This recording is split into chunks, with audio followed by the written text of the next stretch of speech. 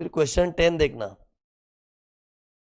अब क्वेश्चन 10 भी है ना, तुम लोग पूरा रीड करोगे ना, रीड करके तुम लोग उलझ जाओगे। लेकिन इसको सिंपली पहले वेट, एक काम करो, कल इतना पैराग्राफ पढ़ लो, फिर मैं ड्राइंग से दिखाऊंगा। इतना तो पढ़ना पड़ेगा। पढ़ो क्या लिखा है।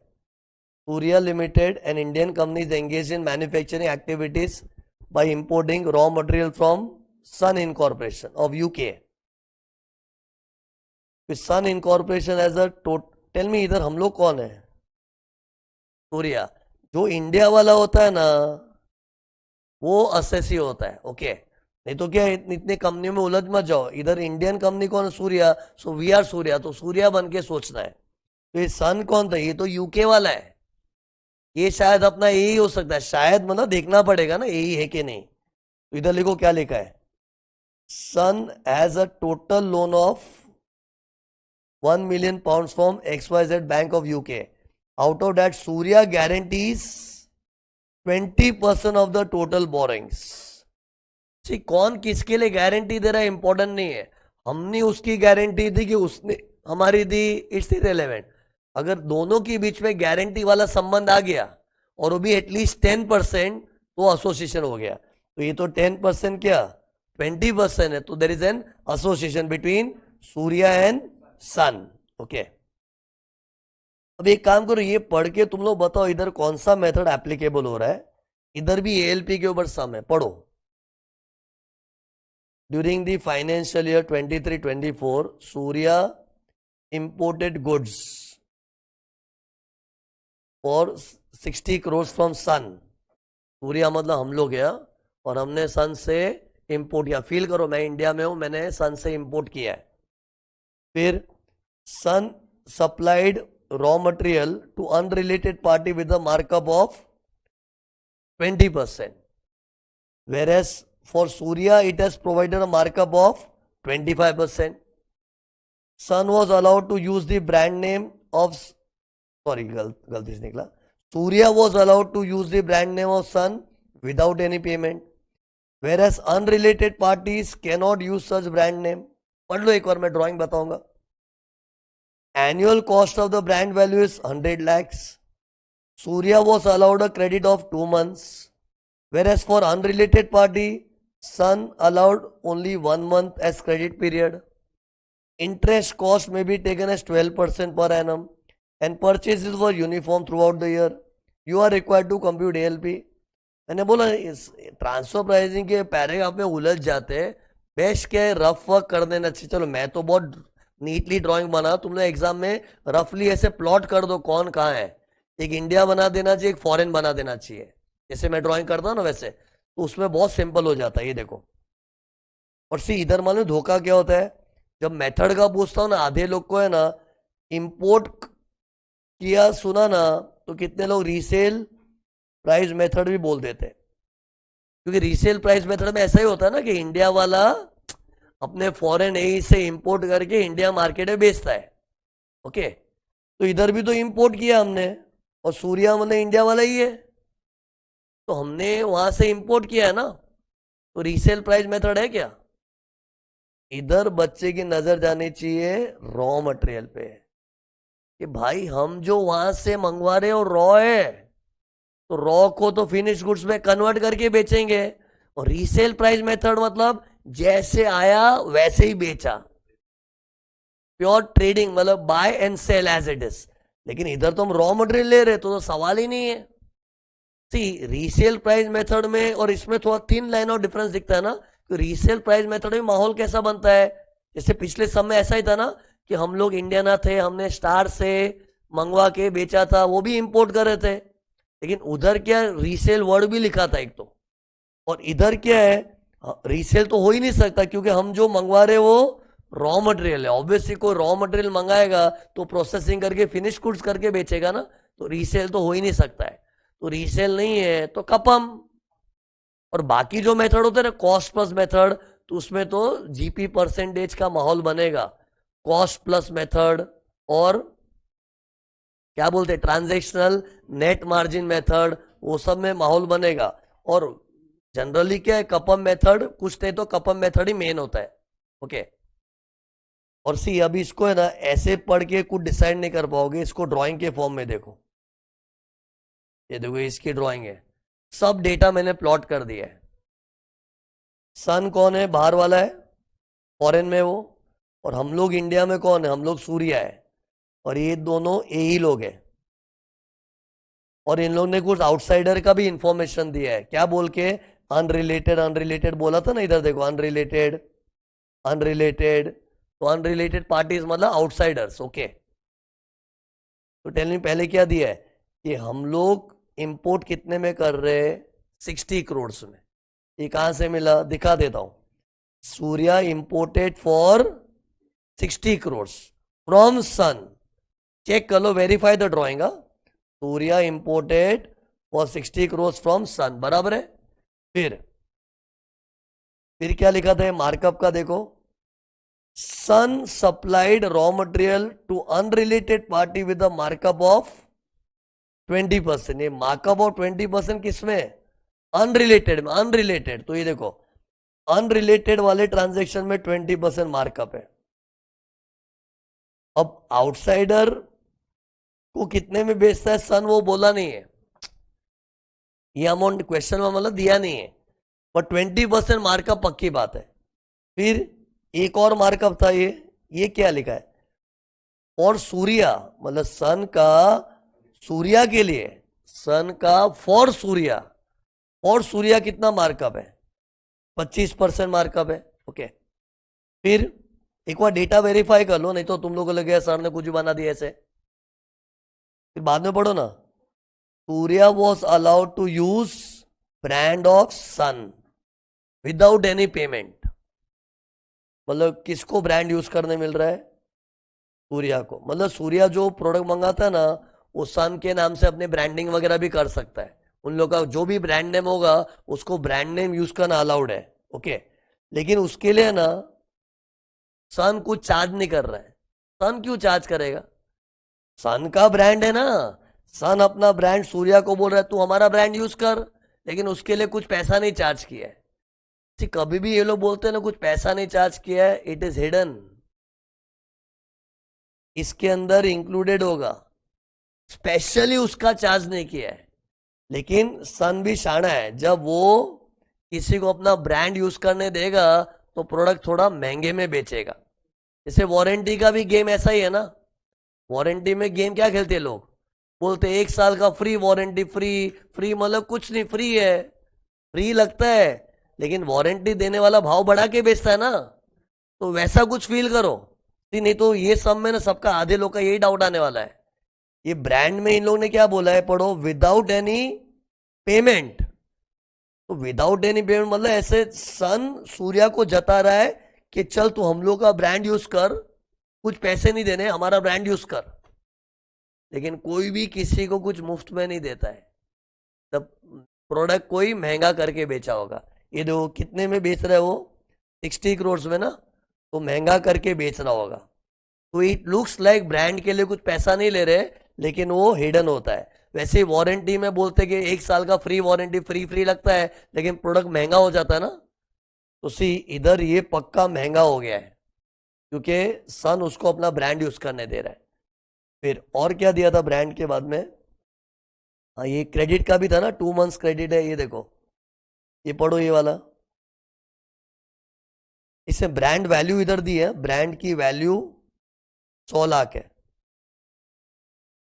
मतलब कॉस्ट, ब्रांड कॉस्ट दिया है 100 लाख, मतलब 1 crore.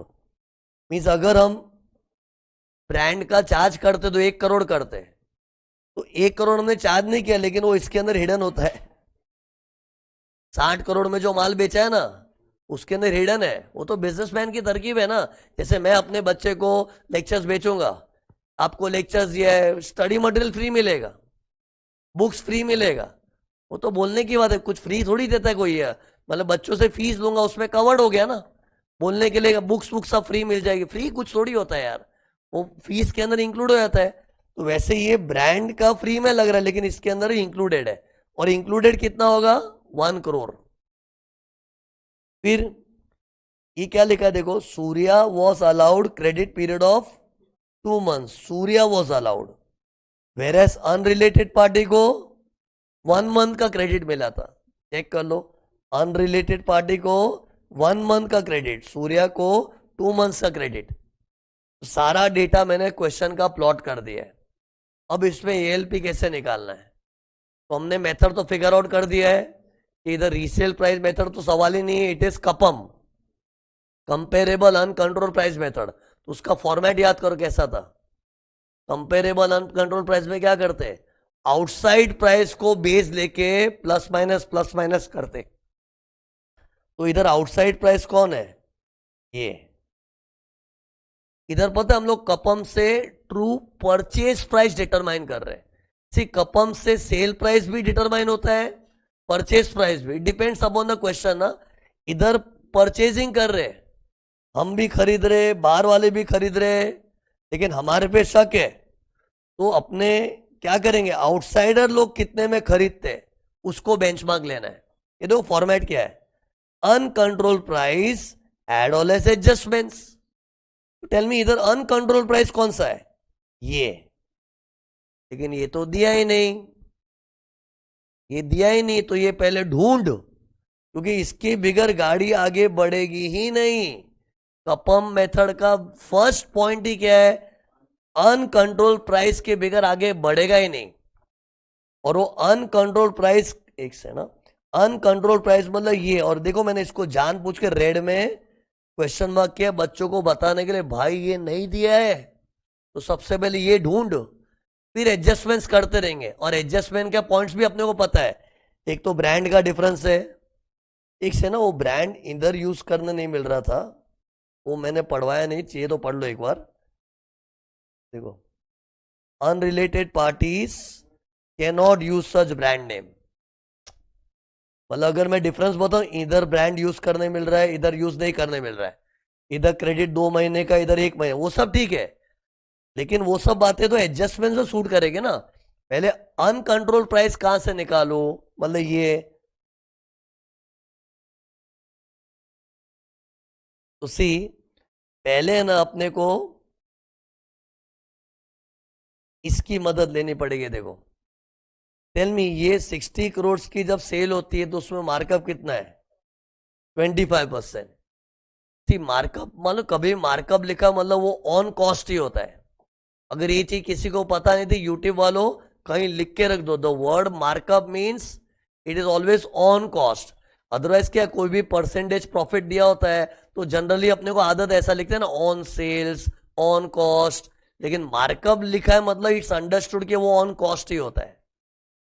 Tell me 25% is on cost, तो अपने को मालूम है सन की कॉस्टिंग मिल जाएगी ना, फिर सन की कॉस्टिंग में 20% मार्कअप करेंगे, आउटसाइड प्राइस मिल जाएगा। तो सी, माना कि 60 करोड़ पे अपने को जरा भी भरोसा नहीं है। ऐसा क्यों भरोसा नहीं है, क्योंकि एई के बीच में ट्रांजेक्शन हुआ है ना। लेकिन जो भी है, ये अमाउंट कैसे डिटरमाइन हुआ होगा, 25% मार्कअप जोड़ के। तो टेल मी इसका 25% निकालू, अरे ये सेल प्राइस है। अब आधे लोग बोले सर आपने तो परचेज लिखा है, अरे वो सूर्या परचेज कर रहा है रे, सन तो बेच ही रहा है ना। एक बार के लिए सन बन, सन बेच रहा है, तो सन के लिए तो 60 क्या हो गया, सेल प्राइस। और 25% इज ऑन सेल के on cost, on cost.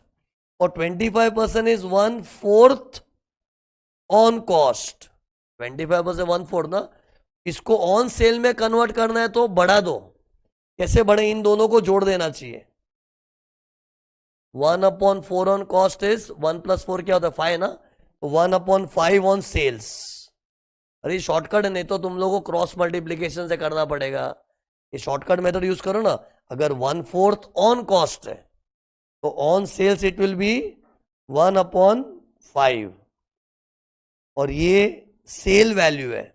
From Sun's angle it is a sale value. तो निकालो इसका 1/5 निकाल दो। 60 करोड़ का 1/5 क्या होता है, 12 करोड़ ना, तो 12 करोड़ को हटा दो तो 48 करोड़ इसकी कॉस्टिंग आ गई। मतलब सन के प्रोडक्ट की कॉस्ट 48 करोड़ है।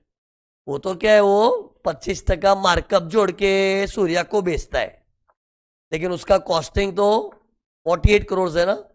अब आउटसाइडर को कितने बेचते हैं, 20% मार्कअप डाल के, मार्कअप कॉस्ट पे जोड़ता है। तो ये 48 तो अभी ऑलरेडी कॉस्ट है, और ये 20% भी ऑन कॉस्ट है, तो ले लो ऑन कॉस्ट 48 का 20%।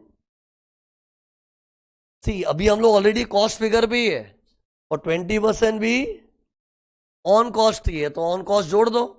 तो 48 में 20% जोड़ा तो कितना आ गया, तो ये देखो ये आएगा 57.6 करोड़। मतलब ये जो क्वेश्चन वर्क वाली चीज आ गई, इसी में स्ट्रगल क्या करो, मेरे दिमाग में ये फितूर सवार यार, अनकंट्रोल्ड प्राइस मिलेगा फिर प्लस माइनस करूंगा ना, वो तो लाऊं, क्योंकि कपम की शुरुआत ही उससे होती है। ये देखो मैंने वर्किंग दिखाई इधर, पहले 60 करोड़ था, उसमें से 1/5 हटा दिया, एक्चुअली था 1/4, लेकिन ये सेल वैल्यू है ना, तो उसमें 1/5 हटाया, तो ये अपना कॉस्ट आ गया था। सेम चीज मैंने जो बताई थी, उसमें आउटसाइडर लोग को हम लोग कितने मार्कअप में बेचते हैं, 25%, मतलब 1/4, वो ऐड करके आ गया। अब एडजस्टमेंट्स की बुद्धि चलाओ, चलो अब ये 57.6 ये आ गया अपना।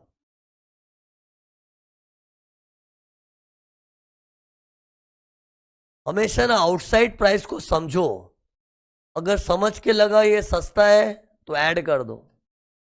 किसको समझना है, आउटसाइड को, क्योंकि अनकंट्रोल प्राइस मतलब आउटसाइड वाला। तो अभी ये 57.6 में अगर ऐसा लगा ना भाई ये तो सस्ता है तो ऐड, महंगा है तो लेस।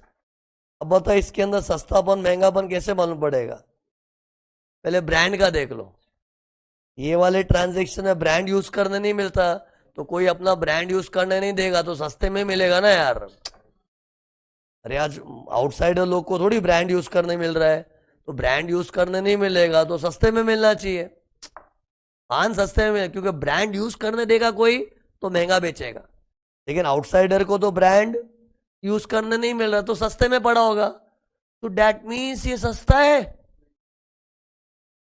ये सस्ता है तो उसको उल्टा कर दो, सस्ता मतलब छोटा होता है ना, तो उसमें ऐड कर दो, ऐड, क्या ऐड करना है, ब्रांड कॉस्ट 1 CR, 1 CR है ये देखो इधर, 100 लाख दिया था क्वेश्चन, 1 करोड़ है ना। फिर 57.6 है ना, इधर तो 1 महीने का क्रेडिट मिलता है, और वहां कितना क्रेडिट था, 2 महीने का। तो वहां मत देख, आउटसाइडर के साथ क्या हो रहा है, 1 ही महीने का क्रेडिट, और क्रेडिट पीरियड कम देंगे तो सस्ते में बेच। अरे थोड़ा बिजनेस आना चाहिए इधर, कि आज अगर मेरे को कोई कम क्रेडिट पीरियड दे रहा है, या फिर बोला तुरंत पैसा दे, क्रेडिट ही नहीं, तो सस्ते में बेचना पड़ेगा ना। तो we are getting only 1 month credit, compare to that 2 months we get only 1 month. तो अगर कम क्रेडिट मिलेगा तो अपने को सस्ते में मिलना चाहिए, तो ये सस्ता है, फिर सस्ता हो गया है, वापस सस्ता बना आ गया, और सस्ता बना दिखे तो ऐड। सी मतलब आउटसाइड प्राइस अगर सस्ता दिख रहा है तो ऐड, महंगा दिख रहा है तो लेस, उल्टा ही करना है तो ही जाके वो मैचिंग बनेगा ना वो। तो ये भी ऐड ही आएगा, बट अमाउंट कैसे निकालेंगे, कॉस्ट ऑफ क्रेडिट के लिए डिटेल्स दिए है देखो, 12% per annum is the rate of interest, है ना। क्रेडिट पीरियड मतलब रेट ऑफ इंटरेस्ट ही होता है, मतलब अपने को इतना रुक के पैसा देना है, तो अपने को इंटरेस्ट का एडवांटेज मिल रहा है। तो 12% पर एनम कैसे निकालेंगे, 57, अपने ये प्राइस है ना, क्रेडिट पे उधार पे माल खरीदा है, तो माल का प्राइस ये है, तो इस पे 12%, लेकिन डिफरेंस कितना है, ये 2 महीने का क्रेडिट तो इधर भी मिल रहा है, अपने को 1 महीना, तो डिफरेंस इज ऑफ 1 मंथ। ये 2 - 1 किया, 2 - 1 वाला 1, 2 - 1 1, तो 1 मंथ, तो इंटू 1/12, क्योंकि ये 12% इज पर एनम, तो 1 मंथ के लिए इंटू 1/12 करना पड़ेगा, तो आंसर क्या आया 0.576। ऐड क्यों किया, क्योंकि ये अपने को सस्तापन हो गया ना, क्रेडिट कम मिलता सस्ता हो गया, ब्रांड यूज नहीं करने मिल रहा है सस्ता हो गया, तो सस्ती चीज को मैचिंग बनाने के लिए ऐड करना पड़ता है, ऐड। तो what is the arms length price? 59.176। अब देखो, दूध का दूध पानी का पानी हो गया, मतलब 59.176 में परचेज होना चाहिए। हम लोग परचेज कर रहे हैं ना, तो अपने को परचेज कितनी रिपोर्ट करनी चाहिए थी? 59 समथिंग, और हम लोग 60 दिखा रहे। चीटर लोग हैं हम लोग। परचेज को ज्यादा दिखाना चीटिंग है, ओके। और जो भी डिफरेंस है, डिफरेंस बिटवीन 60 एंड 59 जो भी है, वो इनकम में ऐड हो जाएगा, इसकी इनकम में, सूर्या के। लेकिन ये पूछा है तो ही बताओ, इधर क्वेश्चन में क्या पूछा है? आप पूछ, नहीं बस इतना ही पूछा, एएलपी निकाल एंड एडजस्टमेंट्स, हाँ ये बोला है, तो लिखना पड़ेगा अपने। क्या लिखना पड़ेगा? ये देखो भाई, सच्चा प्राइस तो 59 पॉइंट समथिंग है, और हमने 60 दिखाया है, तो हमने खर्चा ज्यादा दिखा दिया है, तो डिफरेंस प्रॉफिट में ऐड बैक हो जाएगा। वो लिखना भी पड़ेगा क्योंकि क्वेश्चन ने बोला है ऐसा। तो ये क्वेश्चन नंबर 10 था कि मैं जो रिवीजन वीडियोस में क्वेश्चन सिलेक्ट कर रहा हूँ ना, मतलब ऐसे रैंडमली नहीं है। मैंने देखा है किधर किधर पॉइंट्स में लफड़े हो सकते हैं, वो हिसाब से। इससे तो ब्रांड वाला पॉइंट है ना, कितने लोगों को कंफ्यूजन होता है, लेकिन मैं तो पहले से एकदम कन्विंसिंग मोड में बोलना चालू कर दिया ना, इसे रियलाइज नहीं हुआ। लेकिन ब्रांड वाले पॉइंट में कोई कोई लोगों को गड़बड़ होती है, ओके। क्वेश्चन 11। अब क्वेश्चन नंबर 11 पढ़ो एक बार, ये पैराग्राफ पढ़ो पहले। Focus Limited, an Indian company, borrowed 50 crores at 9.5% per annum from Max, US entity. तो इधर इंडिया वाला कौन है? फोकस। तो फोकस पे फोकस करो, क्योंकि हमेशा जो इंडिया वाला एंटिटी है वो अपना असेसी होता है, बाकी सब भाई बंधु लोग होते हैं अपने। अब कोई भाई है, कोई आउटसाइडर है, जो भी है, लेकिन हम लोग कौन है? हम लोग फोकस है। और हमने बोरो किया था 50 करोड़ मैक्स से, there by increasing its total borrowing to 65 crore. मतलब 50 करोड़ की उधारी लेके अपनी टोटल उधारी 65 हो गई। Said loan is guaranteed by हिक। गारंटी देने वाला आ गया ना, मतलब अपना कोई भाई बंधु हो सकता है, हो सकता है, तो गारंटी भी हल्की फुल्की देने से नहीं होता है। 10% जितना होगा तो, लेकिन गारंटी देने वाला अपना भाई बन सकता है, भाई मतलब एसोसिएटेड। तो see, said loan is guaranteed by Hick. तो टेल मी कितने की गारंटी दी है? ये देखो इधर, हमने 50 करोड़ का लोन लिया है, और 50 करोड़ का लोन लेके अपना टोटल बोरोइंग 65 हो गया है, और ये 50 करोड़ की गारंटी कौन दिया? हिक। तो मतलब हिक ने 65 में से 50 की गारंटी उसने दी है, तो 10% से तो भारी एकदम ही ज्यादा आ रहा है। अरे what is our total borrowing? 65 crore लिखा है ना। ये 50 करोड़ की उधारी लेके अपना total borrowing is increase to 65। तो now my total borrowing is 65, लेकिन उसमें जो 50 की उधारी का गारंटी हिक ने दिया था, ये देखो लिखा ना, सेड लोन। सेड मतलब अभी जो हमने 50 करोड़ का नया नया ताजा ताजा लोन लिया ना, it was guaranteed by Hick. तो सी, ये वाले लोन की गारंटी हिक ने दी है, मतलब 50 की guarantee, and what is our total borrowing? 65। तो 50/65 परसेंटेज निकालोगे, 10% से काफी ज्यादा है, और कोई 10% और मोर की गारंटी दिया मतलब एसोसिएटेड। और ये जो इंफॉर्मेशन दी ना, बुक वैल्यू, टोटल एसेट, ये यूजलेस है। मैं तुमको एक समय बताया, इन लोग की स्टाइल है, गारंटी वाले इंफॉर्मेशन में इन लोग एसेट वैल्यू भी दे देते। गारंटी में परसेंटेज कैसे निकालते? टोटल बोरोइंग में कितना गारंटीड बोरोइंग है, वो टोटल बोरोइंग और गारंटीड बोरोइंग, उससे परसेंटेज आता है। ये एसेट वैल्यू कब काम आती है? जब लोन से एसोसिएशन बन रहा है। मतलब ये सब लग गम्फो में था ना, कि अगर एक जन दूसरे को लोन दे रहा है और वो 51% और मोर हुआ तो ओके।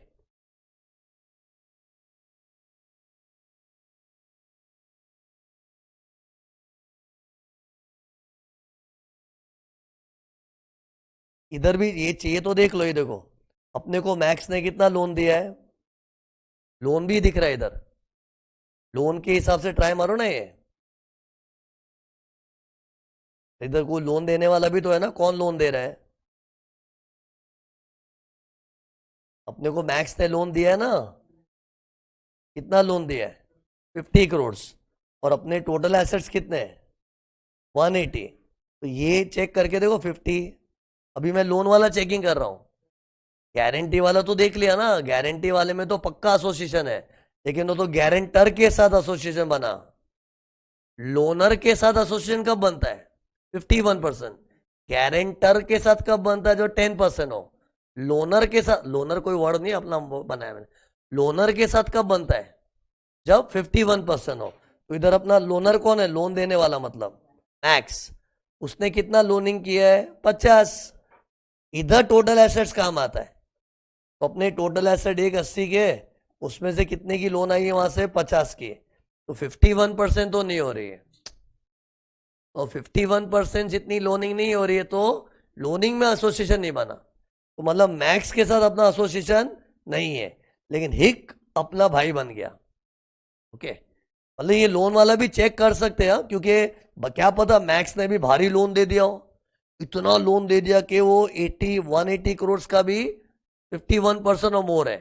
जैसे 100 करोड़ का लोन दे दिया होता तो 180 में 100 का लोन आया है, लोन में अपने को टोटल एसेट से देखना पड़ता, तो 51 हो जाता, तो मैक्स भी मेरा ए ही बन जाता, लेकिन इधर ऐसा नहीं है।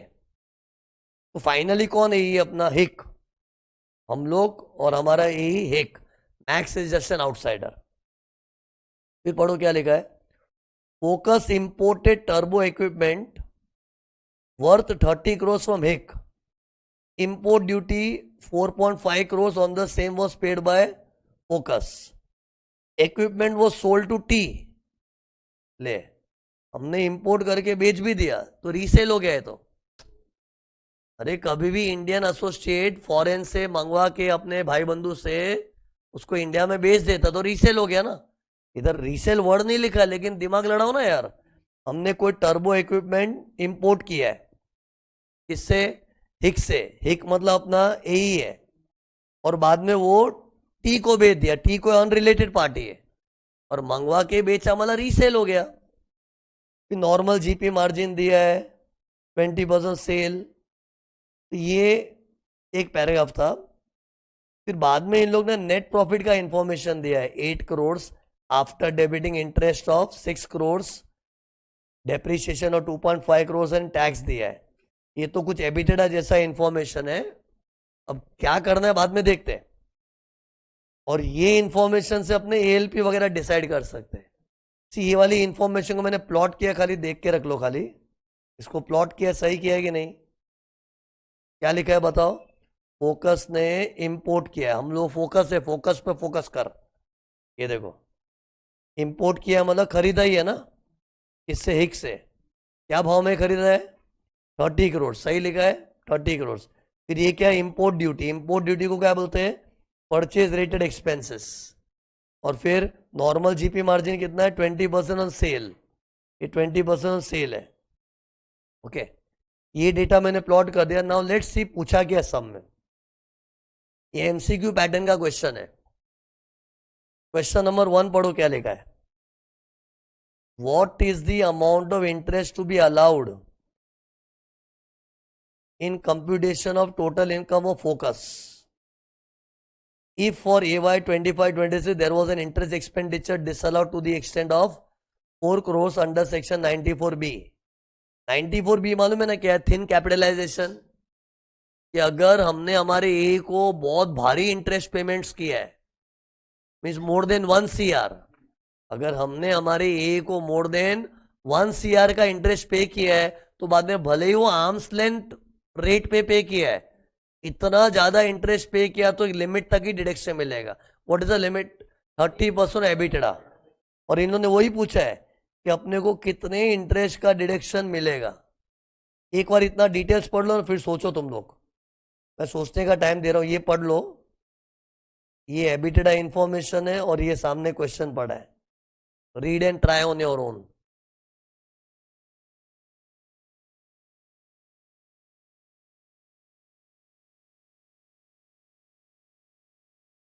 ये जो 4 करोड़ दिया है ना, ये तो पिछले साल का है, AY 25-26, यानी कि प्रीवियस से 24-25। ये लास्ट ईयर का इतना इंटरेस्ट डिसअलाउ हुआ था। तुमको पता है ना, ये 30% एबिटेडा तक अलाउड होता है। बैलेंस जो डिसअलाउ होता है वो करंट ईयर में डिसअलाउड है। It can be carried forward to 8 years, 8 साल कैरी फॉरवर्ड कर सकते हैं। तो वैसा गए साल हुआ होगा कि 4 करोड़ का एक्सेसिव इंटरेस्ट था, डिसअलाउ हुआ था गए साल, लेकिन गए साल डिसअलाउ होके कैरी फॉरवर्ड होके इस साल आ गया है। इस साल आया ना, ऐसे तो 8 साल जा सकता है। ट्राई करो ये।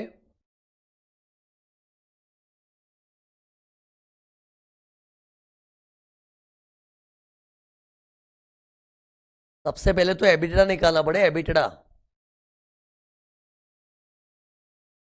एबिटेडा कैसे निकालेंगे? EBITDA means earning before interest, tax, depreciation and amortisation.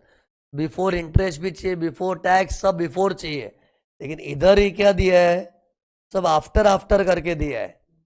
Interest भी आफ्टर है, डेप्रिसिएशन भी आफ्टर है, टैक्स भी आफ्टर है। Feel the word after. उसको बिफोर करना पड़ेगा ऐड बैक करके। तो पहले इसका सही एबिटेडा निकालो, फिर आगे बात करते हैं। 8 करोड़ में क्या क्या ऐड बैक करना है? 6 का इंटरेस्ट, 2.5 का डेप्रिसिएशन और 1.5 का टैक्स, ये ऐड बैक कर दो। तो अपना एबिटेडा क्या आ गया? 18 करोड़। चेक करो सही है। और उसका 30% जितना डिडक्शन मिलेगा, but 30% is the limit. Actually कम हो तो कम ही लो। लिमिट मतलब उससे ज्यादा मत लो, कम हो तो कम ही लो, ज्यादा हो तो लिमिट में रहो। तो अपना एक्चुअली कितना है वो भी तो देखो ना। ये तो एक्चुअल इंटरेस्ट कितना है? 6 करोड़। लेकिन उसमें भी 1.25 तो लोकल बोरोइंग का है। लोकल मतलब वो आउटसाइडर को दिया हुआ इंटरेस्ट है। And limit is on interest to AE. पूरा 6 करोड़ is not interest to AE, क्योंकि इस 6 के अंदर 1.25 is interest to non AEs, जो इंडिया के अंदर लोकल है। अरे एई भी होगा ना तो limit is not for local borrowings. India के बाहर इंटरेस्ट दिया, वो भी कोई एई को, तो लफड़ा होता है। और ये तो इंटरेस्ट लोकल बोरोइंग का है, तो इंडिया के अंदर ही है, तो this is not subject to limit. तो टेल मी, 6 में से 1.625 को हटाओ। 1.25 के लिए क्या बोलूंगा? No limit. तो बचा कितना? 4.75, उसके लिए लिमिट है। लेकिन इसमें पहले ब्रॉड फॉरवर्ड भी जोड़ो। ब्रॉड फॉरवर्ड कितना है? अरे ये तो करंट ईयर का ताजा इंटरेस्ट है। गए साल का कितना था? 4 करोड़। इसमें गए साल को जोड़ो 4, तो टोटल कितना हो गया? मतलब 8.75 इज द टोटल एई वाला इंटरेस्ट, एई वाला interest which is subject to thin capitalisation limit. तो टेल मी, 4 प्लस 4.75 कितना हो गया? 8.75। लेकिन लिमिट क्या है? 30% ऑफ एबिटेडा। तो अपना एबिटेडा कितना आया था? तो इसका 30% निकालो, कितना होता है? ये देखो, 30% एबिटेडा कम्स टू 5.4 करोड़। और अपना एक्चुअली कितना है? ब्रॉड फॉरवर्ड 4 करोड़ है और करंट ईयर का 4.75। सी, मैं खाली एई वाला इंटरेस्ट चेक कर रहा हूँ, एई वाला, क्योंकि 30% of EBITDA limit is only for AE interest. तो एक्चुअल इंटरेस्ट टू एई कितना हो गया? 8.75 करोड़। तो 8.75 तो नहीं मिलेगा, मैक्सिमम 5.4 मिलेगा। और उसमें भी हमने ना पुराने वाले को पहले यूज करना चाहिए। अरे अपने को 5.4 करोड़ का ही डिडक्शन मिलेगा ना, तो we will use the brought forward one पहले, क्योंकि पुराना वाला के 8 साल में लैप्स हो जाएगा ना, और करंट ईयर का ताजा तो उसका नया 8 साल का जीवन है। तो 5.4 तो ठीक है, बट उसमें भी I am using brought forward first and बचा कुचा फ्रॉम करंट ईयर, एंड बाकी का current year to be carried forward. तो डिडक्शन कितना मिलना चाहिए बताओ अभी? Choose the right answer. Yes, ये 1.25 है तो पूरा ही अलाउ होगा ना। सी इधर इधर ये नहीं पूछा है कि ए वाला कितना अलाउड होगा, ध्यान से पढ़ो।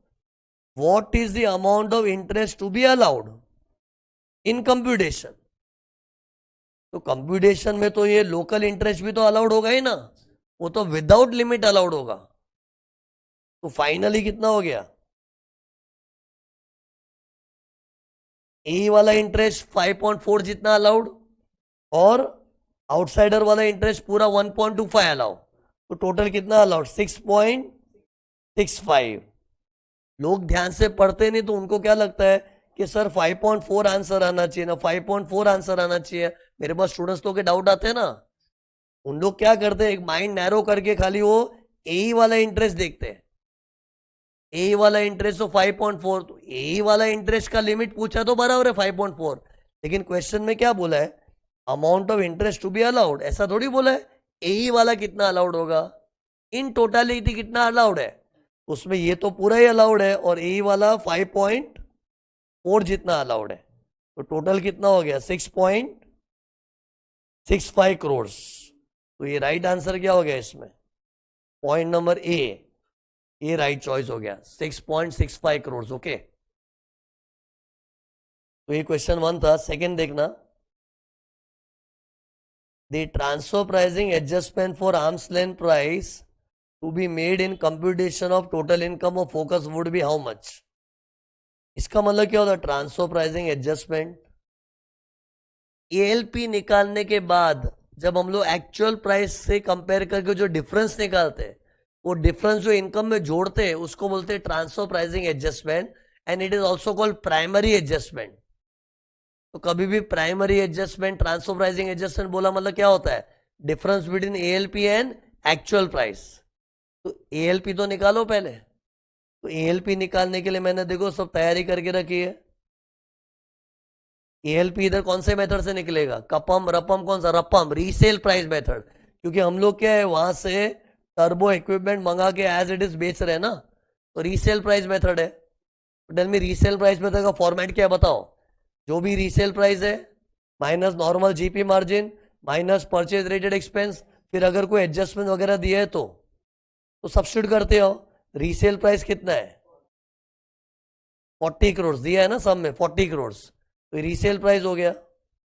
फिर जीपी मार्जिन भी क्वेश्चन में दिया तो 20%, और शुक्र मानो ऑन सेल्स ही दिया है, और ये भी सेल्स ही है, ऑन सेल्स दिया और ऑन सेल्स ही चाहिए। ओके, तो इसका 20% निकाल कितना हो गया 8 करोड़। तो 8 करोड़ को निकालेंगे तो अपना ये टोटल कॉस्ट आ गया इंक्लूडिंग इंसिडेंटल एक्सपेंसेस ऑल्सो, और इधर इंसिडेंटल परचेज रेट एक्सपेंस कौन सा है 4.5 करोड़। इधर बोला था इंपोर्ट ड्यूटी को दिया था क्वेश्चन में, ये देखो इंपोर्ट ड्यूटी मतलब बाहर से मंगवाने के रिलेटेड एक्सपेंसेस। अब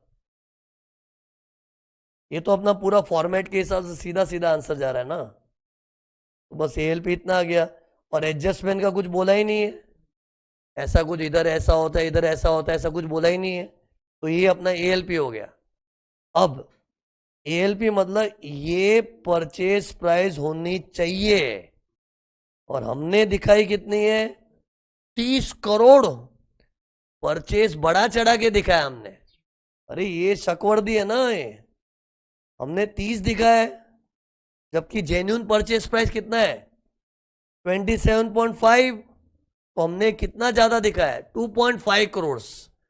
उतना फोकस के नेट प्रॉफिट में ऐड बैक करना पड़ेगा। ऐसा क्यों नेट प्रॉफिट में, क्योंकि परचेज बड़ा चढ़ा के दिखाते हैं तो नेट प्रॉफिट कुछ ज्यादा ही नेट हो जाता है, और 30 दिखा है जबकि होना चाहिए 27.5, तो 2.5 करोड़ से जो प्रॉफिट उतार दिया एड बैक हो जाएगा, तो आंसर 2.5 करोड़ से। और अपने को डिफरेंस निकाल के दिखाना है, एएलपी नहीं पूछा है, डिफरेंस पूछा है। ये देखो क्वेश्चन में क्या था, ट्रांसफर प्राइसिंग एडजस्टमेंट, तो एडजस्टमेंट अमाउंट क्या है 2.5 करोड़, तो what is the right answer B.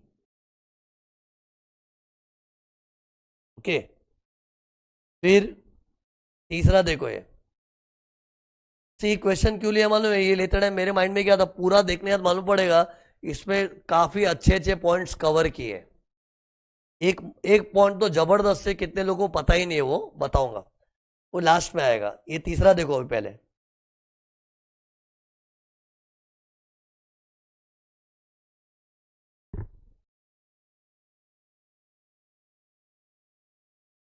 If Focus repatriated excess money on 31st March 27, what would be the interest income that would be added to its total income for AY 27-28?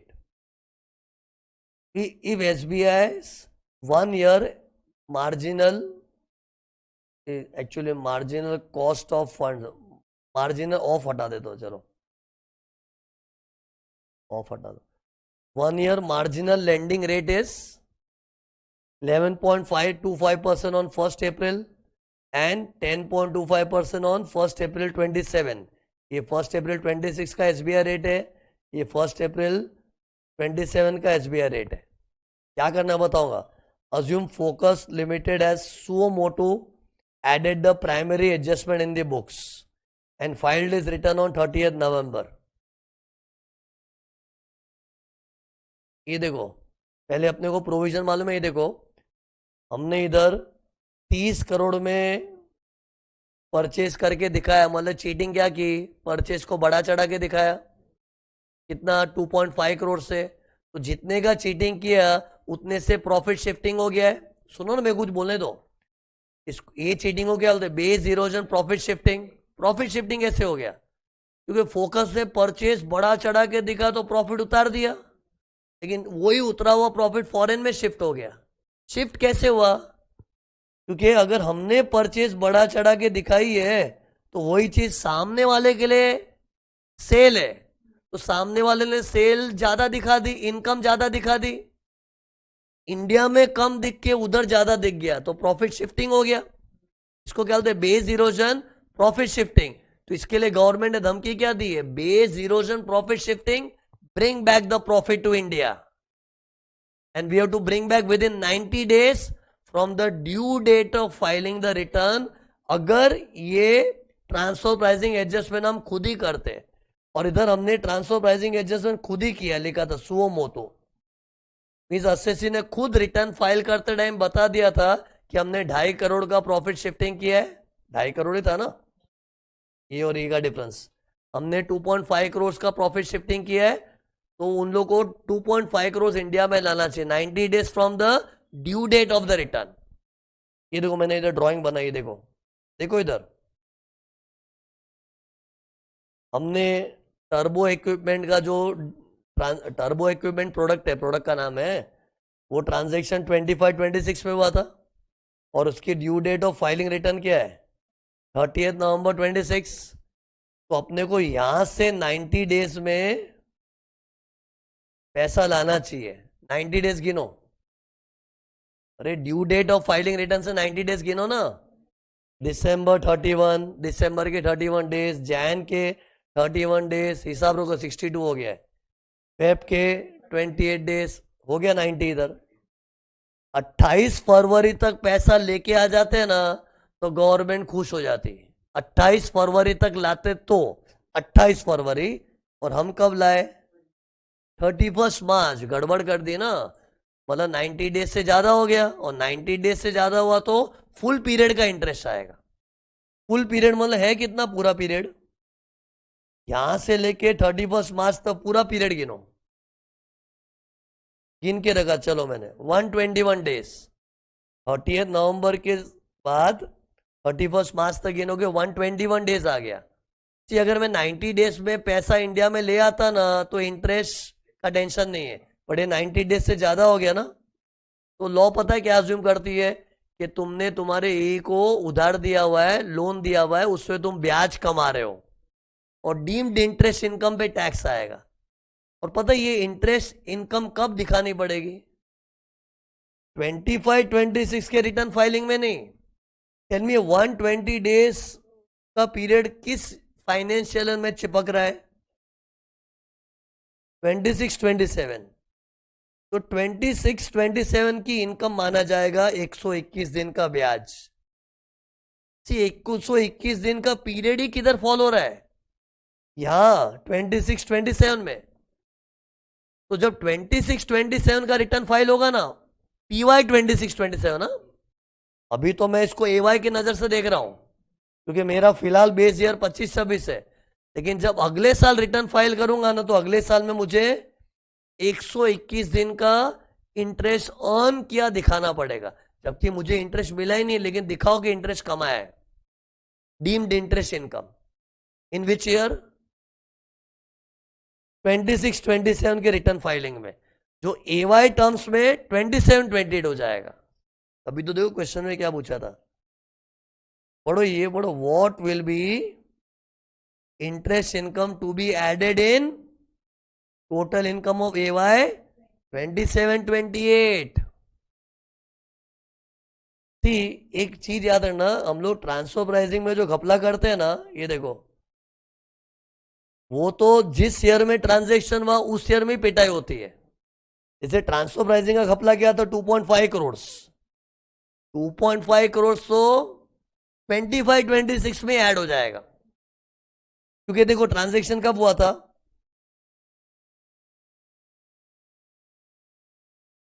इन लोगों ने transaction date नहीं दिया, मतलब अपना exam में main year तो वही है ना। ये देखो, ये नेट प्रॉफिट AY 26-27 का मतलब प्रीवियस है 25-26। तो मतलब ये जो ALP लेके चमाट मारते हैं ना, ALP को लेके चल तूने चीटिंग की है 2.5 करोड़ ऐड करो, वो तो 25-26 में ही हो जाता है previous year main TP adjustment. लेकिन वो हम लोग जो इंडिया में नहीं ला पाते, वो फ्यूचर में रिपोर्टिंग करना पड़ता है, क्योंकि इंडिया में लाने का टाइम ही फ्यूचर में आता है ना। It how do we count the repatriation time? 90 days from due date of return which will come in next year. तो इंटरेस्ट इनकम नेक्स्ट ईयर में दिखाना होता है, और नेक्स्ट ईयर भी है ना, नेक्स्ट ईयर का जो स्टार्ट होता है उसका SBI रेट को बेंचमार्क पकड़ना पड़ता है, और उसमें भी प्लस 3.25% एक फिक्स परसेंटेज था।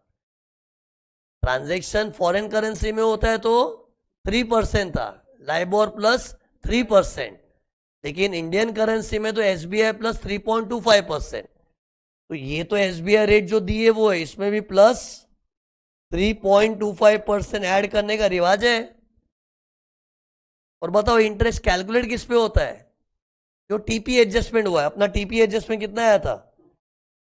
27.5, और ये डिफरेंट 2.5 करोड़ था ना। तो ये देखो फाइनली आंसर कैसे आएगा, 250 लाख यानी कि 2.5 करोड़ इंटू रेट कैसे आया? ये देखो ऐसे आया, देख देख जल्दी स्क्रीन पर देख, सब लिख के रखा है मैंने। 11.25 में 3.25 जुड़ता है। ये पता है एग्जाम में जब सम सॉल्व करते हैं ना, स्ट्राइक ही नहीं होता पब्लिक को, ये 3.25 भी जोड़ना होता है। मेरे पास बच्चे लोग के डाउट आते रहते हैं ना यार, कि सर मेरा MCQ का आंसर नहीं आ रहा, नहीं आ रहा, नहीं आ रहा है। वो गड़बड़ क्या कर रहा होता है, वो 11.25 के हिसाब से ले रहा है, और कितने लोग तो में ये वाली रेट ऑफ इंटरेस्ट लेते हैं। एक से तुम लोग क्वेश्चन में देखा, 2 रेट ऑफ इंटरेस्ट थी SBI की, एक से ना चेक करो, एक 1 अप्रैल 26 का था और एक 1 अप्रैल 27 का था। और इन लोगों ने 26-27 के पीछे क्यों पड़े? कि इंटरेस्ट इनकम 26-27 में रिपोर्ट करना है। अपना मेन ईयर है ना, उसमें तो जो 2.5 करोड़ का है उसका होगा, इंटरेस्ट फ्यूचर में आता है। ओके, और फ्यूचर 26-27 है, उसमें भी बिगिनिंग ऑफ द ईयर का रेट पकड़ना होता है, और beginning of the year next year का 1 अप्रैल है, तो ये पकड़ना है। और उसमें भी don't forget to add 3.25% which is a fixed rule. और ये देखो इंटू 121 डेज अपॉन 365 डेज, तो ये आंसर आ गया। ये क्या है मालूम है? इतना इनकम अपने को इनकम फ्रॉम अदर सोर्सेज में शो करना, रिटर्न फाइल करते टाइम 12 लाख समथिंग। तो आंसर चेक करो, 12 लाख समथिंग इधर है, ये रहा देखो। तो अपना आंसर इधर बैठ रहा, पॉइंट नंबर ए में।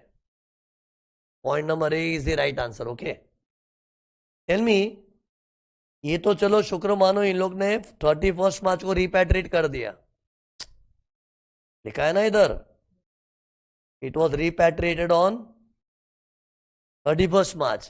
लेकिन 31 मार्च में रिपैट्रिएट नहीं किया होता, मान लो इसको 15 जून 27 को रिपेट्रिएट किया होता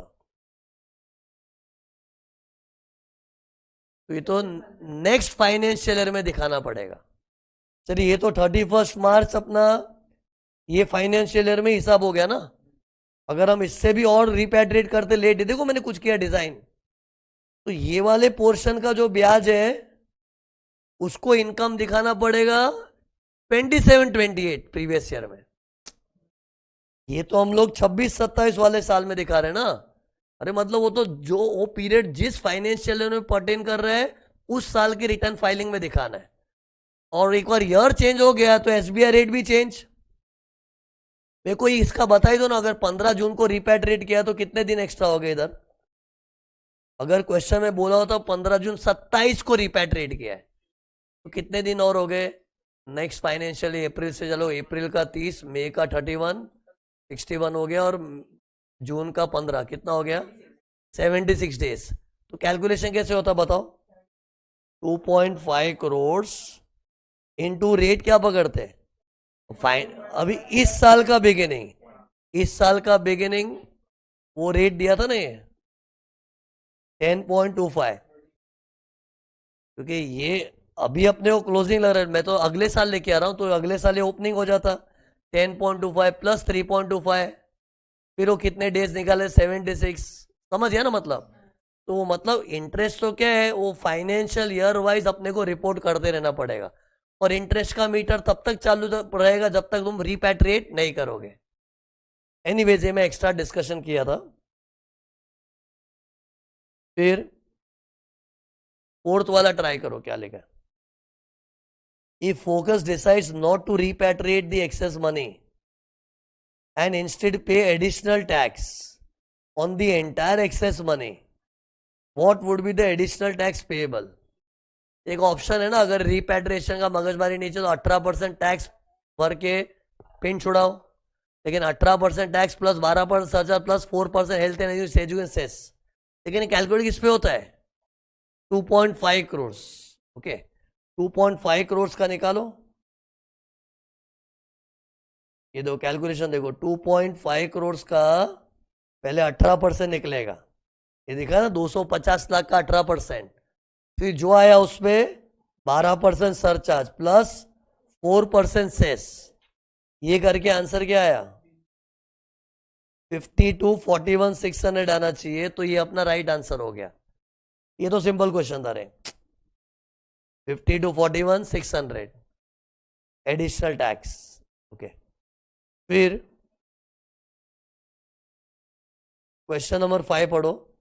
If Focus decides to pay additional tax on entire excess money on 15th March, should interest be calculated and added to its income?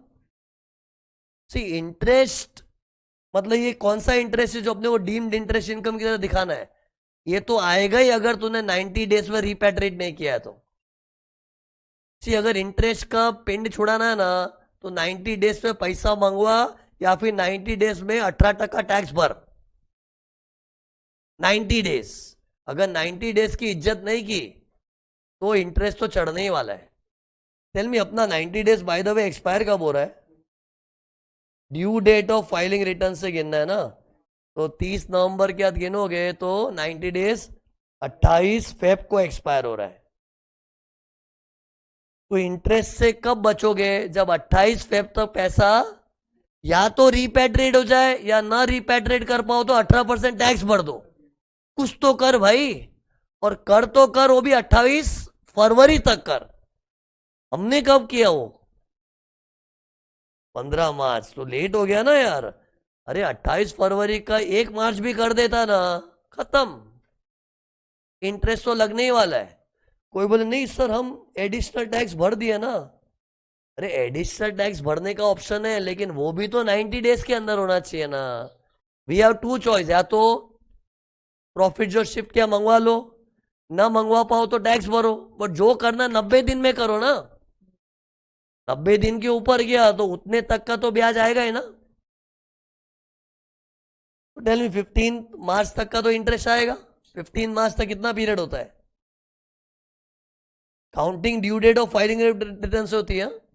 तो नवंबर के बाद दिसंबर के 31 डेज, जैन के 31 डेज, फेब के 20 डेज और मार्च में 15 मार्च को लेके आए, तो टोटल करो कितना है 105 डेज। तो 105 डेज का तो ब्याज आएगा।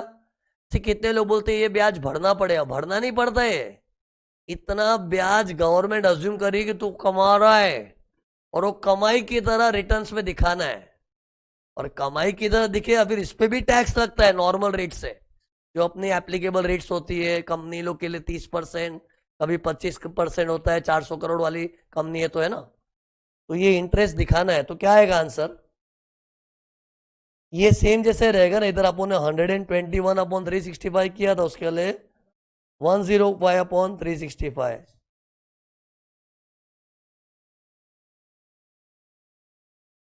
तो ये देखो 10, 42, 808 आए। तो देख रहे ये सब किस प्रीवियस ईयर की इनकम माना जा रहा है, 26-27। सी जो मेन ट्रांसफर प्राइसिंग का एडजस्टमेंट वो 25-26 में आता है। Interest always comes in future, और फ्यूचर तो क्या कई सालों तक स्प्रेड हो सकता है, लेकिन अपना तो मार्च के अंदर ही हिसाब हो रहा है अगले। तो 26-27, तो 1042/808 किधर है, 1042/800, हाँ ये रहा, देखो इधर बैठ रहा है। Answer is C. अब ये मेन हीरो है इस सम का। बाकी सब चीज तो आई डोंट से दैट वो टफ था, वो तो रिवीजन के नाम पे कर रहे, लेकिन ये थोड़ा अच्छा पॉइंट है। देखो एक बार शांति से पढ़ लो तुम लोग, ये पूरा है।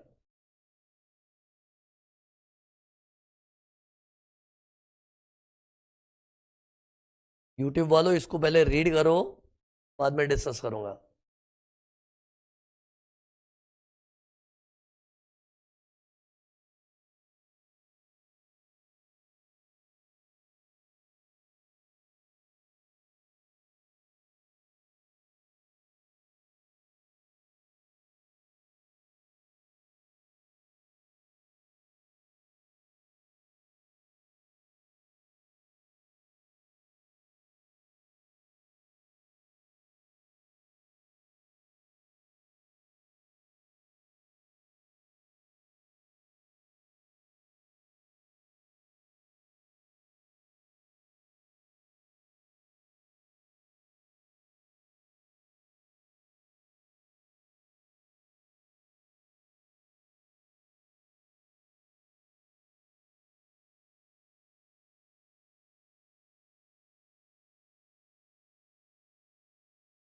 इधर पूछा क्या समझा ना, with which of the following enterprise would a transaction be considered as international transaction.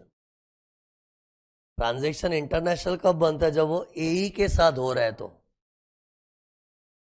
दो एई के बीच होना चाहिए जिसमें at least one party should be NR, but AE के साथ हुआ। तो इधर देखो एक ट्रांजेक्शन उन लोग का वाई के साथ हुआ है, फिर एक वाई का ट्रांजेक्शन हुआ काइट के साथ हुआ है। एई कौन है इसमें अपना, अब फोकस और काइट में एई पना है, 28% लिखा है ना। तो सी हियर लुक, इधर तुम लोग को पहले प्रोविजन बताना पड़ेगा। Look at this, look tell me, Focus और काइट तो ए ही पक्का है, कैसे मालूम पड़ा, वो तो पहले क्लियर कर लो। एक सेंटेंस पढ़ो क्या लिखा है, focus holds 28% voting power of kite which is 26% और मोर। तो फोकस और काइट का तो कंफ्यूजन ही नहीं है, पक्का ये लोग यही है, लिख भी दिया मैंने। अब पता है रियल लाइफ में लोग चीटिंग कैसे करते हैं। अब फोकस को पता है कि वो काइट के साथ डीलिंग करेगा ना, तो इंटरनेशनल ट्रांजैक्शन के लपेटे में आ जाएगा, एएलपी का मगजमारी हो जाएगा। और एएलपी तो एक जानलेवा चीज है। एक तो एएलपी खुद कंप्यूट करो, और अगर हमारे एएलपी जमा नहीं तो एओ भड़क जाता है, एओ बोले मैं एएलपी निकालूंगा, और उसने अगर काम बिगाड़ दिया टपो के पास जाता है DRP. It is a torture. तो फोकस को पता है कि अगर मैं काइट के साथ डायरेक्ट डीलिंग करूंगा ना, तो एएलपी का झमेला चालू हो जाएगा। तो इन लोग ने बीच में एक अलग पार्टी को इंट्रोड्यूस किया है, सीटिंग सेटिंग है सेटिंग। फोकस ने और काइट ने अपने बीच में एक थर्ड पार्टी को इंट्रोड्यूस किया है और उसके वाया वाया खेल रहे हैं ताकि किसी को लगे भी नहीं कि वो ए के साथ ट्रांजेक्शन हुआ है। मतलब एक्चुअली फोकस को गुड्स बेचना है काइट को, लेकिन सीधा सीधा बेचने को कतरा रहा है क्योंकि एएलपी का झमेला आ जाएगा। उसने क्या किया में, तो फोकस ने वाई को बोला वाई तू पहले उसके साथ ऑर्डर ले ले, उसको बेचने का कर, फिर मैं तेरे को पीछे से बेचता हूं ना। मतलब पहले वाई विल बेचो to Kite and then Focus will, मतलब ट्रांजेक्शन का ऑर्डर ऐसा होगा, मतलब पहले वाई से काम ले लेगा, वाई बोले चल चल मैं तेरे को माल बेचने वाला हूं, लेकिन बेचने के लिए लाएगा यहां से। ओके, मतलब वो फोकस का ही प्रोडक्ट घूम फिर के टप्पी मार के इधर जा रहा है। टप्पी क्या जा रहा, ये तो डायरेक्ट कैच हो गया ना। इधर क्या, इधर टप्पा गिरेगा फिर इधर से इधर जाएगा, तो घूम फिर के काइट के पास ही आ रहा है ना यार। उसी इन लोग ने क्वेश्चन में ऐसा दे, देखो 21 अगस्त को है ना, वाई ने एग्री किया था काइट को चल मैं तो गुड्स बेचूंगा। 21 अगस्त को एग्रीमेंट हुआ था। एंड फिर जैसे इन लोग के बीच में डील पक्की होगी ना, अब वाई ने सोचा माल लाऊंगा कहां से। वो फोकस से बोला मैं दे दूंगा तेरे को। वो बाद में बोला, देखो डेट देखो 23 अगस्त, फील द डेट्स। पहले ये लोग ने आपस में टाका भिड़ा दिया, और जब इन लोग का टाका भिड़ा तो ऐसा लगा था अनरिलेटेड पार्टी ट्रांजेक्शन, अनरिलेटेड, लेकिन उनका टाका फिट करने के लिए बाद में ये माल सप्लाई करने को बात किया, चल मैं दे दूंगा। सीक्वेंस देखना चाहिए। 21 अगस्त को एग्री किया वाई ने, काइट को बोला मैं आपको दूंगा दूंगा, तो ठीक है दूंगा बोल के दे दिया, और कहीं और से लेके दे दिया तो ठीक था। लेकिन दूंगा वो वादा किया, एग्री किया, लेकिन माल आया कहां से, फोकस से। उसी ये सीक्वेंस भी देखना चाहिए। This date has come before, मतलब there was already an agreement between Y and kite.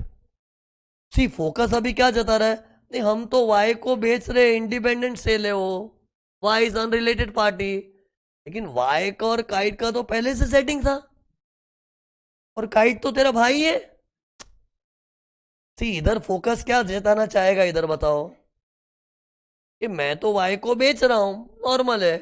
अरे तू बेच रहा है, लेकिन तोरे बेचने के पहले इन लोग दोनों ने आपस में सेटिंग करके रखी थी।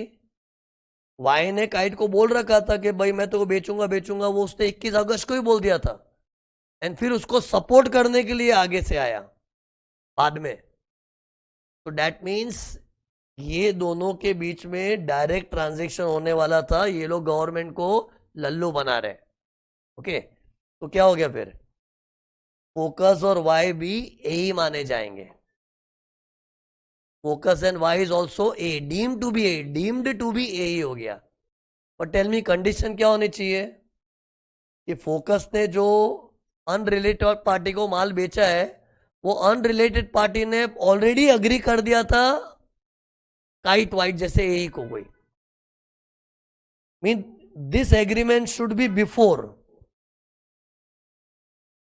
मीन्स सी पहले एक झलक में तो कैसा लग रहा है, Focus to Y is a normal transaction, but then गहराई में जाके मालूम पड़ा भाई वाई को जो बेचा है, वाई पहले से कॉन्ट्रैक्ट लेके रखा काइट से, और काइट तो फोकस का ही आदमी है, तो फोकस डायरेक्ट भी तो बेच सकता था ना।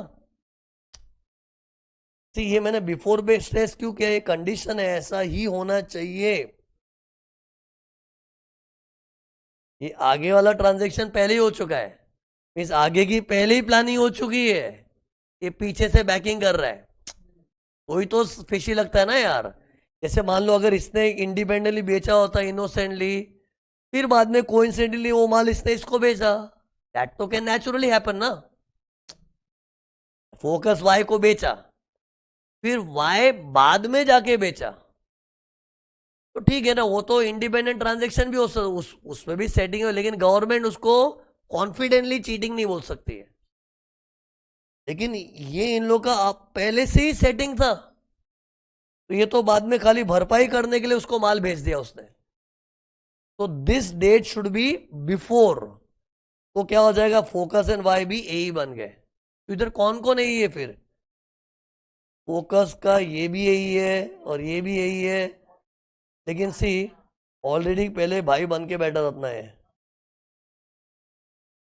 ये देखो, हिक हिक मैक्स ने हिक हिक अपना हिक पहले से यही था ना। मतलब इन लोग पूरा समरी क्वेश्चन का पूछ रहे हैं कौन कौन फाइनली एज लोग है। हिक तो था ही यही पहले से, वो तो पहले से ऑलरेडी यही था अपना स्टार्ट गारंटी के कारण। ओके, तो who are the AEs? Hick, Kite, even Y is my A. Hick तो पहले ही डिसाइड हो गया था, और काइट तो कुल्लम कुल्ला दिख रहा है 28% के कारण, और वाई हैज बिकम डीम्ड ए, वो इंपॉर्टेंट था। तो this is the right answer कि वाई भी अपना ए ही है, जो स्टूडेंट को कोई भी एंगल से लगेगा नहीं, क्योंकि इंडिपेंडेंट ट्रांजेक्शन लग रहा है वाई के साथ तो, लेकिन वाई के साथ जो ट्रांजेक्शन है उसका पहले से बुकिंग हो चुका था काइट के साथ। ओके, तो ये राइट आंसर ये वाला हो गया। Hick, Kite as well as Y all are ए।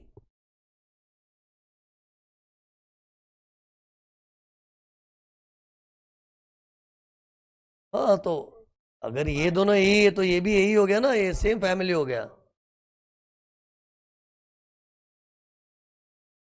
बराबर।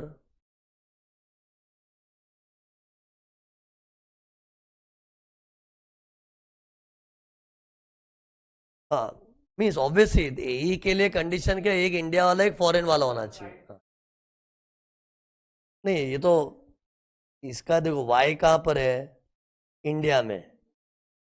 काइट कहाँ पर है, यूके में। तो बराबर वो भी यही बन गया ना, मतलब ये तीनों यही है, ये भी यही बन गया ना, और ये भी यही है।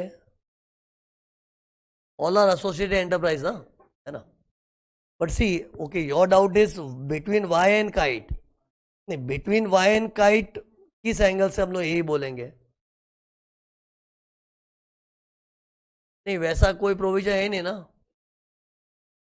हाँ, वो कब होता है जब ये दोनों का माई बाप सेम होता है तो, वो सब लग गम्फो में था ना।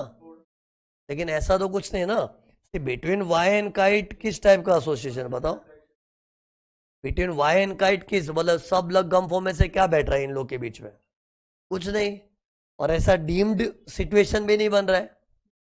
डीम सिचुएशन के लिए तो हम लोग इसको चमाट मारेंगे, फोकस और वाई को। फोकस वाई तुम लोग जो कर रहे हो ना, ये खाली फॉर्मेलिटी कर रहे हो, पहले ही डील हो चुकी थी। ओके, तो ये वाले ट्रांजेक्शन को तो डीम्ड ही बोला है, बट इधर किस डीम्ड वाला नहीं है, और ना सब लग गम हो रहा है। तो बिटवीन वाई एंड काइट इसका डाउट है कि इन दोनों के बीच में यही पना नहीं है, क्योंकि ना तो कोई सब लग गम्फो जैसा हो रहा है। अब ऐसा मत बोलो नहीं सर ये दोनों यही हो गए तो ऑटो में, ऐसा नहीं होता है। दो एंटिटीज का आपस में देखना पड़ता है अलग अलग। ओके, जैसे बिटवीन वाई एंड काइट देखेंगे तो सब लग गम्फो वाला अपना कीवर्ड फिट नहीं हो रहा है, और डीम्ड वाला आरोप भी इन पे तो नहीं चढ़ेगा ना। डीम्ड वाला तो इन पे चढ़ा है, क्योंकि इनको बोला भाई ये खाली फॉर्मेलिटी की सेल है, ऑलरेडी बिफोर सेटिंग हो चुकी थी, और वो तुम्हारे भाई बंधु के साथ ही हुआ था। तो इसको तो डीम्ड यही बोल सकते हैं ना। तो ये देखो, कंक्लूजन क्या है? Focus and Y are also a, focus and y are also deemed A, but don't say y and kite are also deemed A. Focus and y they are deemed A. Okay, इसमें हाँ focus और y ए ही है मतलब। हाँ वो ठीक है, वो बराबर है। ये देखो, उसका डाउट क्या, देखो फोकस और ये दोनों इंडिया के है ना, y भी इंडिया का, फोकस भी इंडिया का है ना। तो दोनों इंडियंस के बीच में ट्रांजेक्शन है, तो एएलपी कैलकुलेशन नहीं है। इन्होंने एएलपी नहीं पूछा, इन लोगों ने क्या पूछा है, ए के पॉइंट ऑफ व्यू से पूछा। ओके,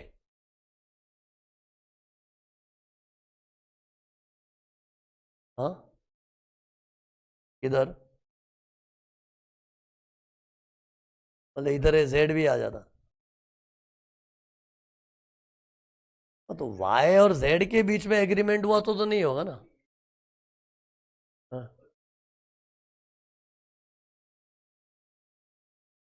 तो वही ना, इधर जेड डाल रहे हो ना तुम, तो फिर कैसे होता फिर तो देखिए तो, क्योंकि फिर तो वाई और जेड ने ट्रांजेक्ट किया होगा ना। वो तो दो इंडिपेंडेंट पार्टी है।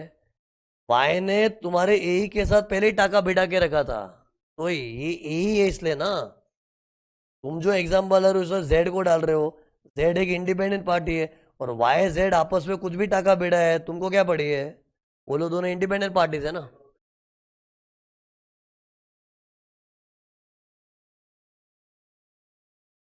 बट कैसे प्रायर एग्रीमेंट है? नहीं, but between Y and Z है ना, जेड थोड़ी यही है अपना। जेड के आगे, okay that way you are saying. अब मतलब तीन डेट है। हाँ तो ठीक है, तीन डेट है तो भी चलेगा। मतलब इसके पहले ये होना चाहिए और उसके पहले जेड वाला होना चाहिए, तो भी चलेगा। Means if there is a prior agreement to sell, मतलब इसके पहले ये था और उसके पहले जेड था, है ना। उसके बाद का वो डेट अगर सीक्वेंस में बैठ रहा है, if there is a prior agreement to sell, और उसको खाली फुलफिल कर रहे तो आएगा। वो लॉ ने इसको एकदम जनरल वे में रखा है, नहीं तो क्या लूप होल आ जाएगा ना। लोग क्या है, बाद में जेड जेड को घुसा देंगे बीच में, लेकिन वो डेट के हिसाब से चेक होगा। Then also the rule is same. तो ये क्वेश्चन नंबर, सॉरी मतलब पॉइंट नंबर 6 था इसका, पॉइंट नंबर 6, ओके। तो ये क्वेश्चन 11 में ना पॉइंट 6 एकदम इंपॉर्टेंट था, पॉइंट नंबर 6। डीम डे वाला, डीम डे, इसका एमसीक्यू के फॉर्म में था ना ये। फिर क्वेश्चन नंबर 12 देखो, it is on safe harbour rule, safe harbour rules. अब देखो सेफ हार्बर रूल का है ना, पहले थियरी देख लो। थियरी में क्या था कि अगर हम लोग एक पर्टिकुलर प्रॉफिट परसेंटेज डिस्क्लोज करते हैं, एक पर्टिकुलर इनकम दिखाते हैं, तो गवर्नमेंट हमारे प्राइस पे शक नहीं करेगी। You will be in safe harbour and there is no need to calculate ALP. उसी ये थियरी तो तुम लोग देख ही चुके हो। अब इसको सम्स के फॉर्म में यूज करना, ओके। तो लुक हियर, ये क्वेश्चन देखो अभी क्या लिखा है। Safe systems limited, an Indian company, is engaged in multiple international transactions with its AE in USA. Company is evaluating the option to opt for safe harbor rules. और एंड में देख लो डायरेक्टली पूछा गया है, determine whether safe harbour rule is applicable for each of the about transaction. Question में 6 transaction दिए, और इन 6 ट्रांजेक्शन में सेफ हार्बर रूल एप्लीकेबल है कि नहीं, एक एक करके देखो ना। पहला आईटी एनेबल्ड सर्विस है। Does IT enabled service fall in safe harbour? वो सर्विस ट्रांजेक्शन है और सॉफ्टवेयर है।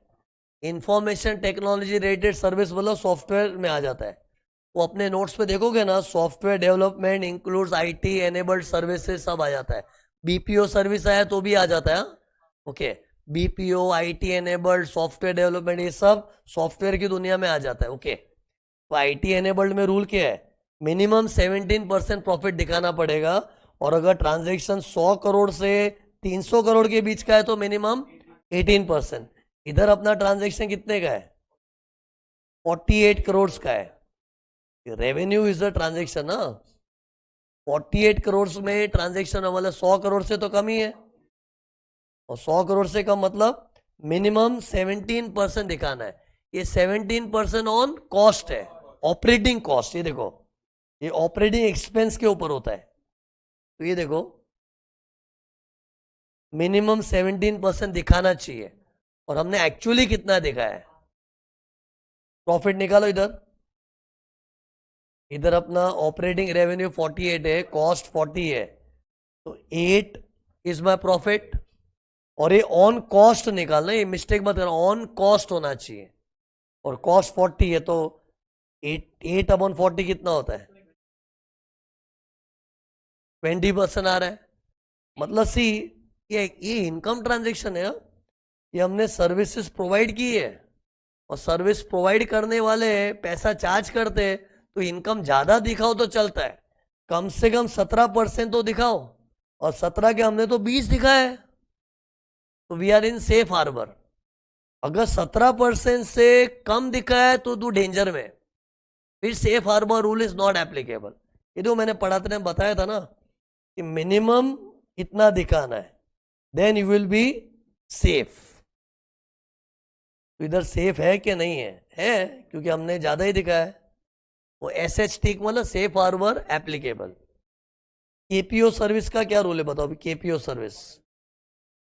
सर्विस में ऐसा है, अगर employ cost in my total operating cost is less than 40% तो 18, और बिटवीन 40 एंड 60 है तो 21, और ग्रेटर देन इक्वल टू 60 है तो 24। तो अपने को एम्प्लॉय कॉस्ट का एलिमेंट देखना है। तो टेल मी, अपने केस में एम्प्लॉय कॉस्ट कितना है? 20 करोड़ है, और अपना टोटल ऑपरेटिंग कॉस्ट क्या है? 40 करोड़। तो 40 में से तो एम्प्लॉय कॉस्ट 20 है, तो 40 से 20 मतलब 50%। तो 50% मतलब ये किधर फिट हुआ? इधर 40 और 60 के बीच वाला है ना, तो मिनिमम 21% दिखाना पड़ेगा। मिनिमम 21% चेक करो एक से पहले, मिनिमम 21% दिखाना पड़ेगा। दिखाया कितना है? नहीं, रेवेन्यू कितना है अपना? 50 करोड़ अपना रेवेन्यू है, कॉस्ट अपना 40 है, तो what is my operating profit? Operating profit is 10 crore upon operating cost 40 crore. Formula क्या है? Operating profit upon operating cost. ये परसेंटेज ऑन कॉस्ट निकालना है। Operating profit upon operating cost. Operating profit कितना है? 10 करोड़, और ऑपरेटिंग कॉस्ट क्या है? 40। तो कितना आ रहा है? 10 अपॉन 40, 25%। तो 25% हमने दिखाया है भाई, ये तो ज्यादा दिखा रहा है। अरे गवर्नमेंट तो बोलती तू 21% इनकम भी दिखा देना, हम खुश है। लेकिन तुम ज्यादा दिखाओगे तो सेफ क्या? सेफेस्ट ऐसा लिखना मत, मतलब you are in safe harbour मतलब। बट सी, इधर मेरा जो प्रिंटेड सॉल्यूशन है ना, इधर थोड़ा मिस्टेक हो गया। ये इधर केपीओ सर्विस का है ना, इधर प्रिंटिंग मिस्टेक है, इस पे ध्यान मत देना।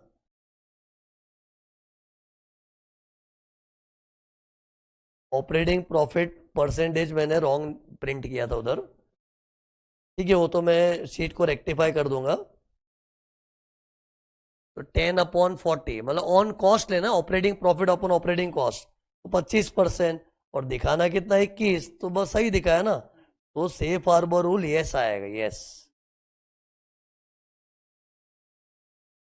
एनीवे, वो प्रिंटिंग में इधर हम लोग ने बराबर डिसाइड किया था।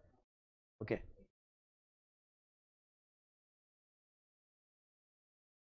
सी इधर, इधर जो ऑपरेटिंग कॉस्ट है ना, सिर्फ ऑपरेटिंग कॉस्ट लिखा है ना, तो it includes employ cost also.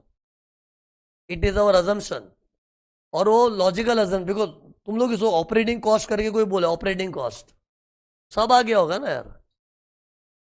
If you want exam में अजम्पशन लिख दो कि given operating cost is including employees cost also.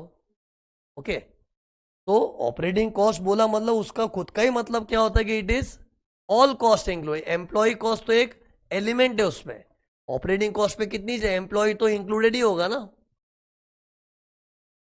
फिर R&D service, tell me, R&D के लिए सेफ हार्बर कब मिलता है मालूम है? जब R&D is for medicine and software, generic medicine और सॉफ्टवेयर के लिए, तो अपना इधर R&D सॉफ्टवेयर के लिए है। तो टेल मी, इसमें कितना दिखाना चाहिए?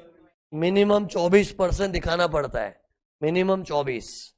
ओके, ये देखो मिनिमम 24 दिखाओ, और दिखाया कितना है? फॉर्मूला क्या है? Operating profit upon operating cost. Operating profit कितना है? 3 करोड़। ऑपरेटिंग कॉस्ट कितना है? 20 करोड़। तो 3/20 कितना परसेंटेज आया? 15%।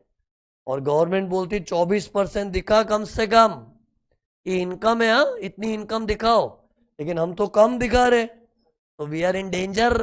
एग्जाम में डेंजर मत लिखना, सेफ हार्बर नॉट एप्लीकेबल। इधर देखो मैंने सेफ हार्बर और चौकड़ी मारा है, नॉट एप्लीकेबल, क्योंकि हम लोग इनकम 15% दिखा रहे हैं अगेंस्ट 24% एक्सपेक्टेड। फिर intra group loan, loan given to AE में तो बहुत बड़ा झमेला है। ये देखो अपना कीवर्ड मालूम है ना, एस गल गल, एस गल गल, ये एस हो गया, गल में ल। लोन गिवन में देखना पड़ता है कि लोन इंडियन करेंसी में दिया है कि फॉरेन करेंसी, तो वो तो चलो दिया है, इधर it is in Indian currency दिया है, ठीक है। फिर आगे क्या फिगर आउट करना है, क्रेडिट रेटिंग देखना है कि हमने जिसको लोन दिया है उसका क्रेडिट रेटिंग क्या है। तो इधर देखो क्रेडिट रेटिंग के लिए क्या बोला है, नॉट अवेलेबल। और क्रेडिट रेटिंग नॉट अवेलेबल होता तो क्या होता है, 4.25%, बट ये plus SBI rate, SBI rate में 4.25 जोड़ना पड़ेगा, तो एसबीआई का रेट है कितना, वो भी दिया है। ये एमसीएलआर क्या होता है मालूम है ना, marginal cost of funds lending rate, वो एसबीआई का रेट है 10.25%, लेकिन 10.25 में 4.25 को जोड़, 10.25 में 4.25 को जोड़, कितना आया,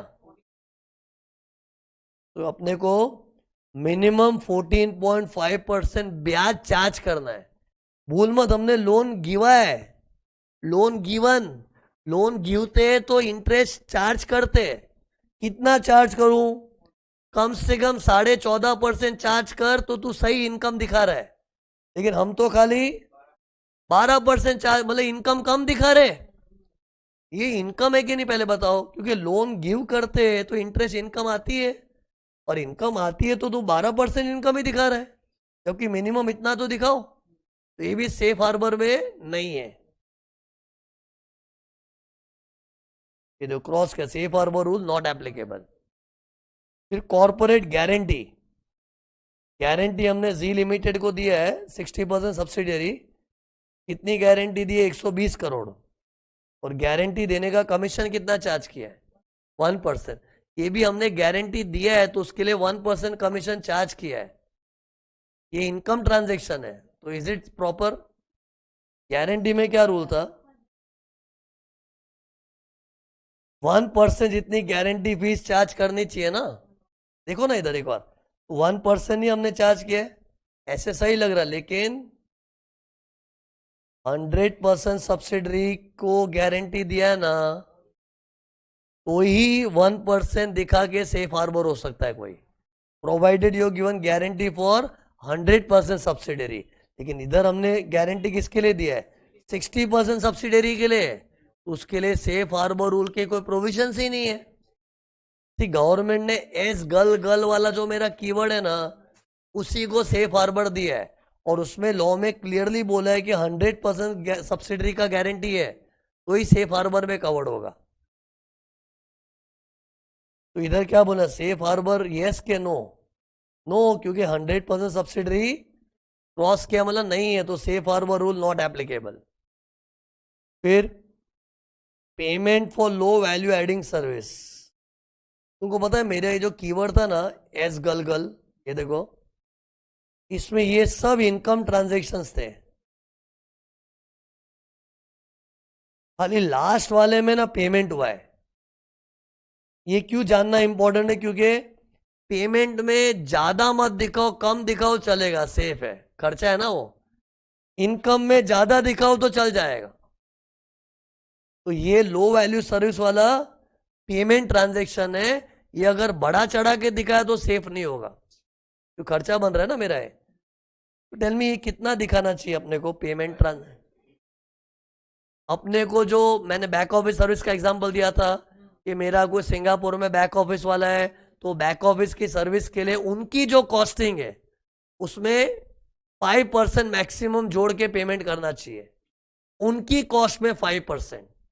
सी here payment for low value adding service to its 6.24 crore, ये तो हम लोग पे कर रहे हैं, लेकिन उनकी कॉस्ट क्या है, ये total cost incurred by AE for providing such service, मतलब उनकी कॉस्ट ही 6 करोड़ है, उससे 5% जोड़ के दो, तो 6 करोड़ में 5% जोड़ो, अरे 6 करोड़ में 5%, ये 5% मार्कअप ऑन कॉस्ट होता है। On whose cost? Their cost. अपना बैक ऑफिस सर्विस प्रोवाइडर का कॉस्ट ही 6 करोड़ है, तो उससे 5% ऐड किया तो कितना आता है? अरे 5% ऐड करके नहीं बता पा रहे? 6.3 करोड़। मैक्सिमम इतनी पेमेंट करो, इससे ज्यादा मत करो। लेकिन हम तो खाली कम ही कर रहे हैं। पेमेंट करने वाला कम कर रहा है मतलब चीटिंग थोड़ी है। चीटर का बोलते हैं जब बड़ा चढ़ा के पेमेंट कर रहा है खर्चा दिखाने को। लेकिन लॉ तो बोलता है तू 6.3 करोड़ से ज्यादा मत पे कर। ये मैक्स था, मैक्स। ये देखो मेरी थियरी भी देखना, मैक्सिमम इतना होना चाहिए। तो हमने तो 6.3 से कम ही पे किया ना, 6.24। तो ये देखो एक्चुअल पेमेंट 6.24, तो सेफ हार्बर।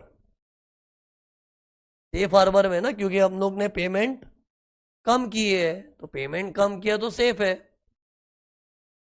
तो खत्म। मैंने इधर साइड में लिख लिख के बता दिया है। हाँ, इसका प्रिंटेड वर्जन भी है।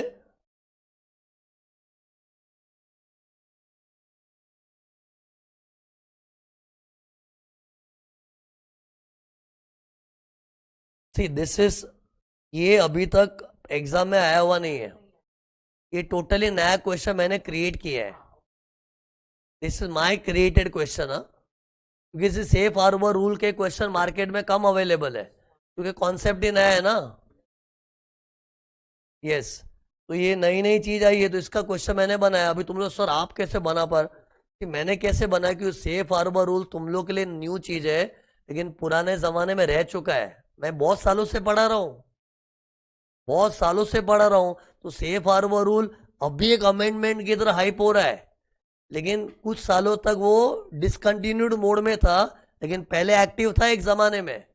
तो पुराने जमाने में सेफ हार्बर रूल के क्वेश्चन जब आते थे, इस तरह से आते थे, तो उस इंस्पिरेशन से मैंने सम बनाया है। तो अभी भी आएगा तो पक्का ऐसा ही आएगा, गारंटी के साथ। ऑब्वियसली मतलब थोड़ा फिगर्स फिगर डिटेल्स थोड़ा चेंज होगा, लेकिन क्वेश्चन पूछने का तरीका will be the same, trust में। ओके।